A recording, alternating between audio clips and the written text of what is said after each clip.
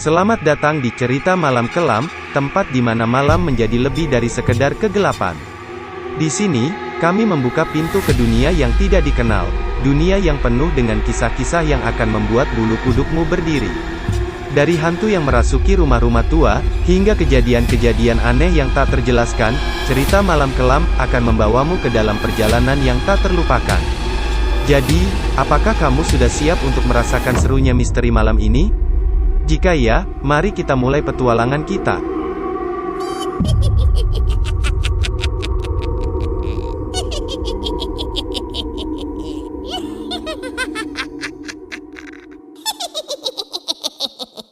Kisah nyata, hantu laut. Jika cerita soal nelayan, maka tak asing bagi kita di kehidupan sehari-hari.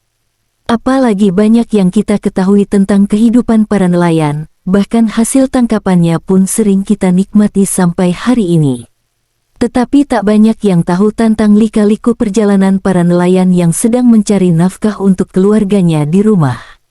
Saya sendiri saja yang anak nelayan sudah merasakan beratnya mencari nafkah di laut. Bukan hanya dinginnya malam dan teriknya cuaca, tetapi petir dan badai pun tak bisa dihindarkan jika sudah saatnya tiba. Namun ada satu masalah yang sedikit sekali diketahui banyak orang, hanya para nelayan sajalah yang merasakannya dan menjadi rahasia antara para nelayan saja yang menanggungnya. Salah satunya adalah para penunggu yang mendiami di dalam laut, bukan hanya hewan buas seperti hiu ataupun predator lainnya. Tetapi jin jahat yang suka mengganggu para nelayan yang sedang melaksanakan tugasnya. Kisah ini aku dengar sendiri dari narasumbernya langsung, yaitu tetanggaku sendiri bernama Yajid. Yajid merupakan tetangga dekatku dan sekaligus temanku dari kecil, tetapi ketika besar aku memilih bekerja sebagai karyawan swasta dan Yajid menjadi nelayan hingga saat ini. Walaupun kami berbeda profesi tetapi kami tetaplah menjadi teman baik. Waktu itu Yajid bercerita, kalau dia pernah mengalami kejadian horor ketika sedang melaut.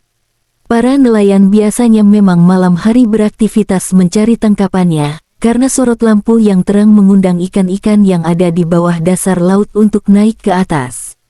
Makanya jika terang bulan, atau bulan penuh maka nelayan sering kesulitan karena ikan-ikan di laut sudah mendapat sinar dari bulan tersebut. Malam itu Yajid yang sedang memancing cumi-cumi bersama kedua temannya mendapatkan hasil tangkapan yang banyak. Setelah berjam-jam memang, akhirnya mereka istirahat berganti-gantian. Yajid yang tidur terakhir pada malam itu tiba-tiba merasakan sesuatu yang membuatnya merinding hebat. Dari atas air dilihatnya dari kejauhan terlihat seperti kepala manusia yang melihat ke arahnya. Air yang sedikit tenang membuat suasana cukup menyeramkan malam itu. Yajid terus memandanginya dengan tajam dan benda itu semakin mendekat. Yajid yang sedikit panik mencoba mengarahkan senternya ke arah benda tersebut dan ternyata anehnya tidak ada apa-apa. Yajid mencoba berdiri untuk memastikan di atas perahu mereka agar tidak terjadi apa-apa, sementara kedua temannya tidur lelap. Setelah suasana cukup tenang, Yajid yang mulai ikut mengantuk mencoba rebahan sebentar. Tiba-tiba terdengar suara erangan yang mirip orang kesaktian. Yajid membuka lebar-lebar matanya. Sempat berpikir itu adalah suara ngorok teman-temannya yang tertidur, tetapi setelah didengarnya baik-baik, ternyata itu bukan suara teman-temannya. Yajid yang penasaran mencoba bangun perlahan. Yajid mendengar suara itu seperti dari sebelah sisi kiri perahunya. Yajid yang mencoba melihat langsung ke arah sumber suara tersebut. Betapa syoknya Yajid ketika melihat kepala tanpa badan dengan mata yang hitam dan kulit wajah yang hancur menyeramkan menatap ke arahnya. Yajid yang terkejut menyaksikan itu langsung menjerit membangun kedua temannya. Temannya yang terbangun langsung sigap, mereka pikir bakal ada kapal besar yang akan menabrak kita, karena jalur kapal kargo banyak sekali diisi ikan-ikan segar dan cumi-cumi. Apalagi di malam hari gelap gulita bisa saja kapal yang tak melihat mereka walaupun perahu mereka dikelilingi lampu. Tak ubahnya sebuah gubuk dihiasi lampu di tengah hutan, tetap saja pencahayaan kurang memadai, bahkan kapal besar hanya mengandalkan radar saja yang ditetapkan oleh jalur yang ditentukan. Seketika malam itu Yajid menjadi syok berat dan menceritakan semuanya kepada kedua temannya.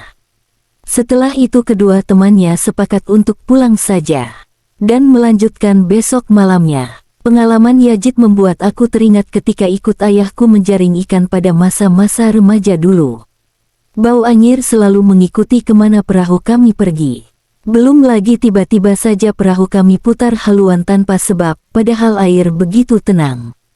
Tetapi terkadang aku dan ayahku hanya tatap muka saja. Karena jika terlalu dibicarakan saat melaut hanya akan menambah ketakutan. Semoga kita dilindungi Allah dimanapun kita berada, amin. Wah, itulah akhir dari cerita malam ini. Semoga kalian menikmati perjalanan yang mencekam ini. Jangan lupa untuk menyalakan lampu tidurmu dan berdoa sebelum tidur, siapa tahu ada yang mengintip di balik jendela. Jika kalian suka dengan cerita ini, jangan lupa untuk memberikan like, share dan subscribe ya. Sampai jumpa di cerita malam kelam berikutnya. Selamat malam dan mimpi indah.